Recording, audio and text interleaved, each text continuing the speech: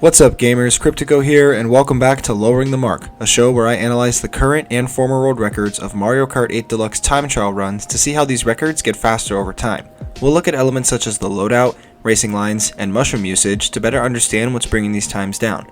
If you haven't already, please consider subscribing to my channel and hit the notification bell to be the first to know when my videos go live.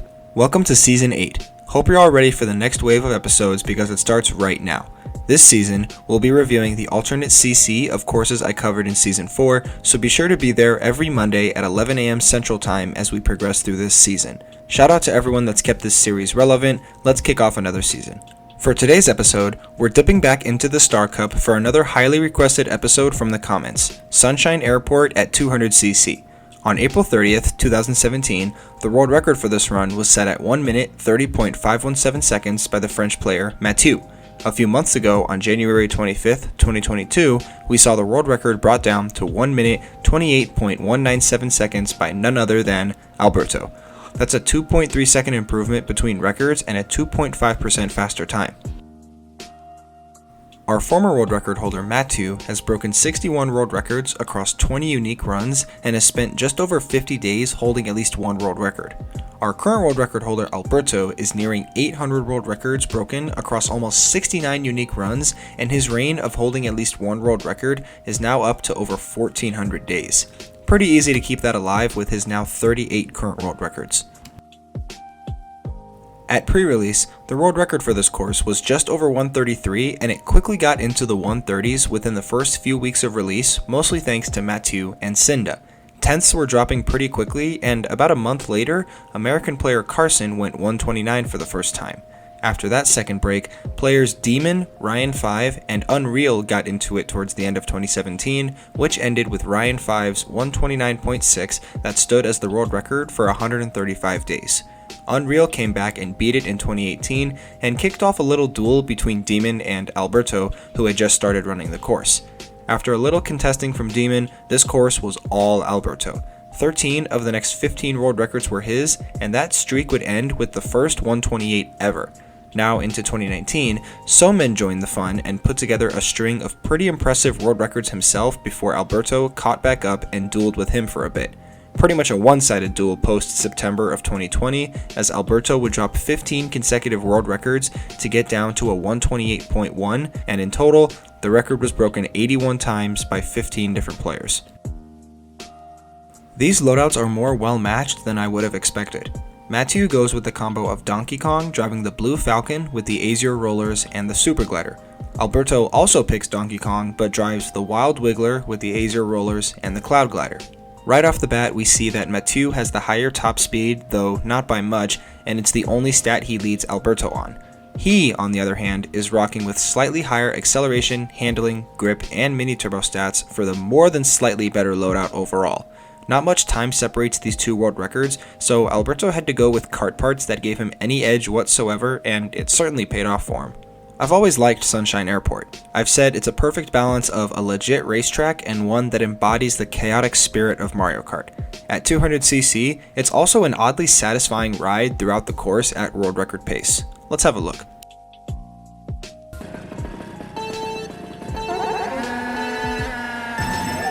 Mathieu starts off with a rocket start and quickly gets into this drift off the platform for the Super Mini Turbo right before hitting a jump boost on his way to the zipper ramp where he'll start another drift. Alberto also hits the rocket start and drifts around the first turn, but grabs the Mini Turbo and jump boost off the platform instead. He chains another one of those combos right as he lands and continues onto the zipper ramp where he also starts drifting. So far, Alberto got an extra jump boost and mini turbo through S1, and it's the main reason he's also got an early lead on Mathieu. He's up by over 0.3 of a second going into S2. Both players carry their drift off the zipper and around this platform and then chain another drift off of it and into this grass patch where they'll use their mushrooms to make the cut. After that, they come down the runway and grab a quick mini turbo before taking the glider. That looked pretty darn similar, and you might be wondering if there is even any time saved here by Alberto. Well, there is, but I don't know the actual reason, so we're just gonna chalk it up to a slightly tighter line with longer lasting mini turbos. Never fails. His lead now sits at just under half of a second going into S3. After fast glidering, Mathieu starts this tight drift for a super mini turbo, then tricks off the glider back down to the terminal. Once he lands, he grabs the quick mini turbo and then another one before tricking off the luggage carousel on his way to the finish line.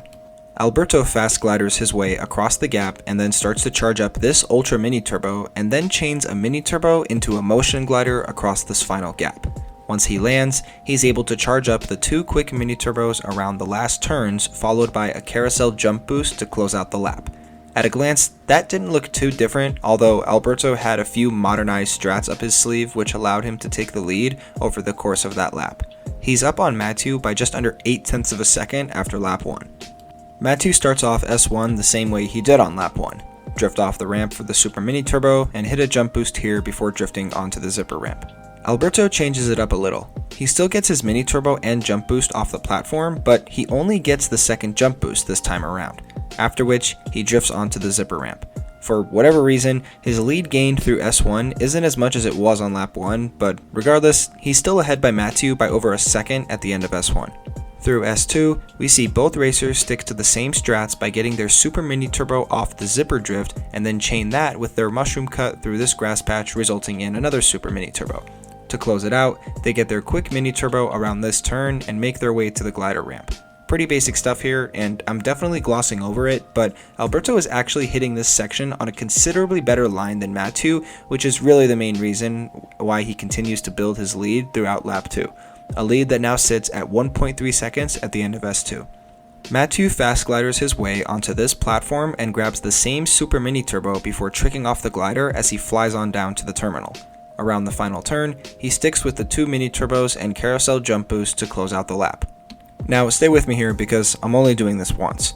After this fast glider, Alberto chains his ultra mini turbo around the turn and then goes for this mini turbo into a motion glider.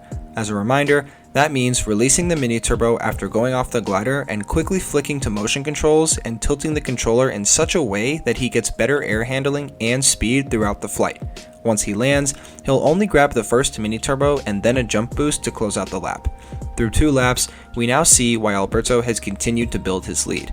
Those ultra mini turbos and better lines being the main contributors, but there are even more little time saves that add up to make up the difference of his lead, which now sits at over 1.5 seconds as he outsplits Matthew by half of that at the end of lap 2.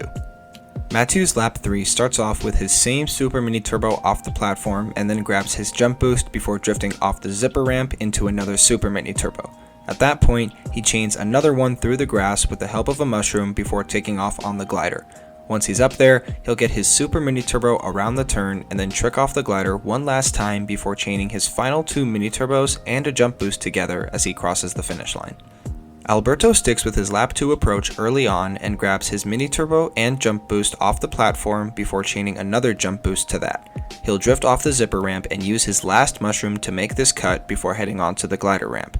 Once he fast gliders and lands on the other side, he gets his ultra mini turbo before the normal one that he uses for motion glider. At the bottom of this glide, he chains his final 2 mini turbos and grabs the jump boost over the carousel as he comes across the finish line, posting a time that was over 2.3 seconds faster than Matthew's former world record. So by staying on a better line and grabbing more longer lasting mini turbos, Alberto was able to cap off his 15th consecutive world record on this course. In that span, he's knocked nearly 0.4 of a second off his initial 128.56, and in a few days, this record is likely to become his 4th in that stretch to last for over 100 days. The best known splits for this run show that as impressive as this low 128 is, it can be a little faster. Alberto owns all 3 of the splits, no surprise there, and none of them are more than 4 frames faster than his own world record splits. Lap 2 is where he can knock off the most time, and lap 3 is where he can knock off the least. What's interesting here though is that the best known sum time is only a few frames away from another second break.